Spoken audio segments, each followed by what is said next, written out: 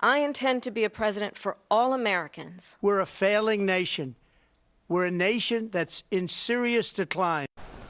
The two candidates for president offering their visions of America as they face off in their first and possibly only debate before Election Day. Joining us now to discuss it all, Stephen Maynard Caliendo from North Central College. Thanks for being with us. Thanks for having me. So we've had some hours to digest what we heard last night. I'm curious, in your estimation, do we think that the debate swayed any undecided voters, and where might they be leaning today? Just as I was leaving yesterday, Joe and I were talking about how many undecided voters might there be left. And I think there's some folks probably who think they're going to vote for Donald Trump, but aren't so sure.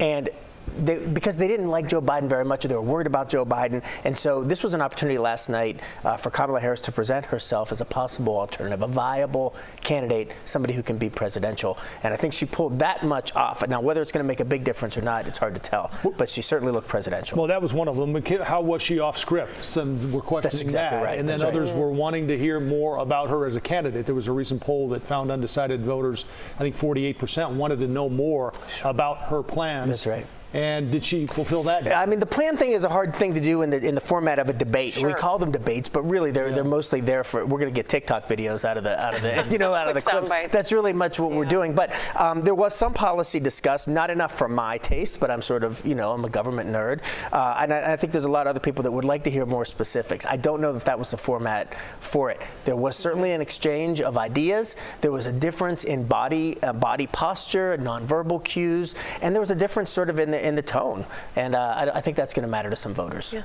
Do we think that we're going to see any sort of change in polls from this debate? It has been so tight, so I know they'll be calling around to get some information after this. Yeah. Will that impact be huge? It hasn't been historically. No, right? It hasn't been, but it also hasn't been historically huge because not that many people tune into debates. And so they did last night, and so it's going to be really interesting to see if we get any movement as a result of that, and then what the persistence is for that. So we might get a small bump, but how long is it going to last? Is it going to make it till Election Day? Remember, of course, Election Day doesn't mean as much as it used to. We're going to start voting this month in some states. Right. Yeah, well, when you look back at how it started, it seemed like Trump started out strong. Harris seemed a little nervous. Her voice caught a couple times. Sure. She was swallowing. And then when they hit the abortion issue, she found her sea legs. Yeah. And that's when Trump sort of started to veer into what people thought he would stick to, which was immigration. But in the end, did they sort of follow the plan they had going into it? I don't know if Donald Trump had a plan going in, to be honest. He's very clear that and I don't mean that as a criticism. He said he doesn't prepare very much. He kind of wants to just be himself, and I think much of his campaign